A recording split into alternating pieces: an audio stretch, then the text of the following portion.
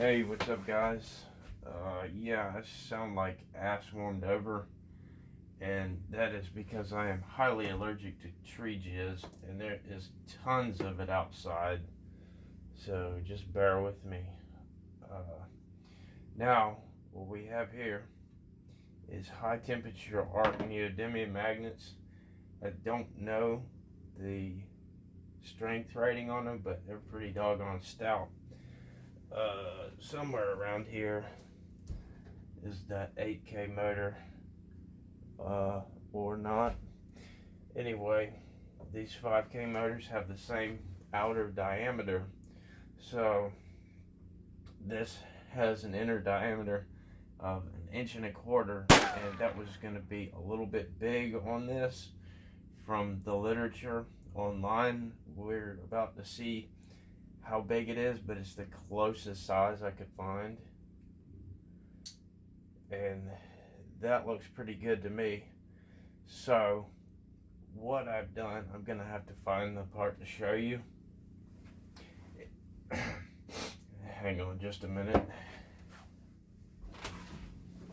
Okay, I made an adapter plate for it because the magnets are, let's see, they're mounted here and here, and normally this would go into this at that orientation, but to do that I wouldn't be able to put a magnet here, so I had to make an adapter plate so I could spin this 45 degrees and then mount it in there like that. Also, because we're using neodymium magnets, heating up was going to be a concern because this motor could possibly heat up so much that it just kills the magnets.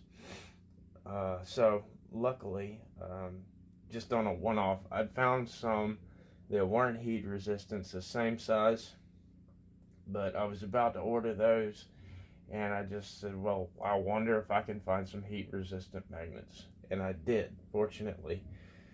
To make this adapter plate, I just took a washer, had to drill out the center of it to 10 millimeters and punch some holes in it in a square pattern, and threaded these for 3 millimeter. So also there's a little washer in here because on the front of these motors it's venting, and there's about a what is that, about almost maybe a millimeter of space in there, so it can breathe through the front. Normally when you have one of these motors up on there like that, it blocks most of the breathing, so that you would get from the front of it. Never had any issues with that. Plus there's all that space in the back, so I think we're gonna be okay now as far as not killing the magnets. So now it's just gonna be, are we gonna kill the motor? And probably not. I don't think so. I don't think we're gonna have an issue with that. We'll just have to wait and see. I also wanted to show you something else that came in that I've been working on. What I've got here is Revo Pop 2 3D scanner, and the customer asked for me to see if I could scan the factory stock, because what he wants to do is cut this portion out and have like some plates so he can have his battery pack inside. And I'm trying to get him to learn FreeCAD with me, so I can just send him the file and he can put it in the CAD and then, work something up. I think he's going to take a different approach, but as you can see, it's white, and what that is the scanner doesn't see dark colors very well, and it doesn't see black, hence the black background. And those are just little white dots for locating that the scanner uses in some of its functions. But the white stuff on it, I saw a video, and the guy was using spot check something. I don't know. I think it's for welding or something like that. They said it washes off real easily, and I said, well, I bet that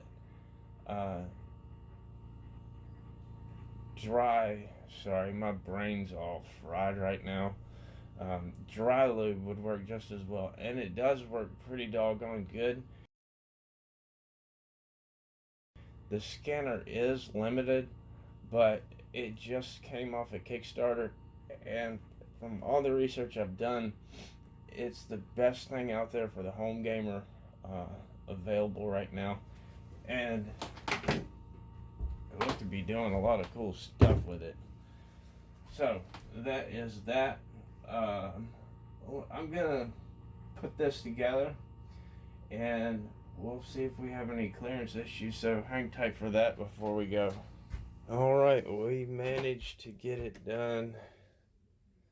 So we have our motor, where are you, mounted 45 degrees off from where it normally would be, and we've got a couple 3.5 millimeter focus 3.5 millimeter washers on each side that are spacing it out. I had to grind these screw heads down. I knew I was gonna have to do that. I was thinking about bluing them when I got done, but to do that I'd have to get it wet, and I don't want to get it wet. And look at this fit.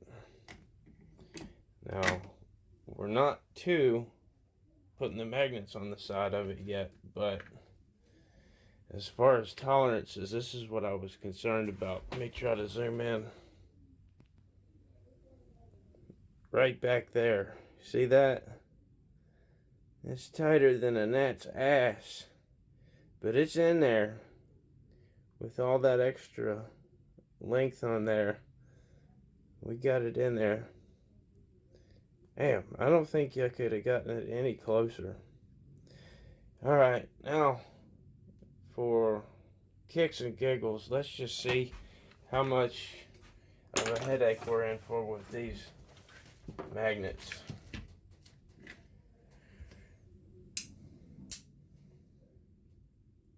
Where'd the other one go? I'm sure it's stuck to something. Oh, there it is.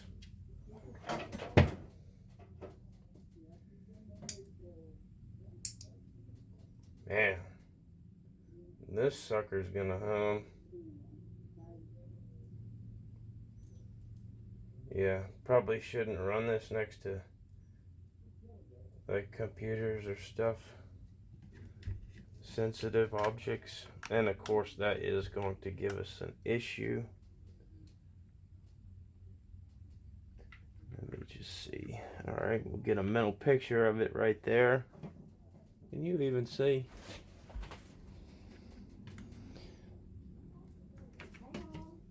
Pop that off.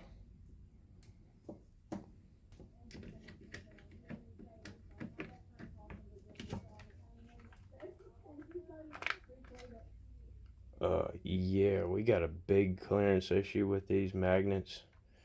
Well, I'm gonna have to get creative on that,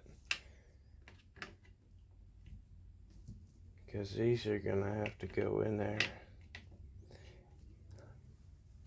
like so. Yeah, I don't see any other way around it other than cutting it out.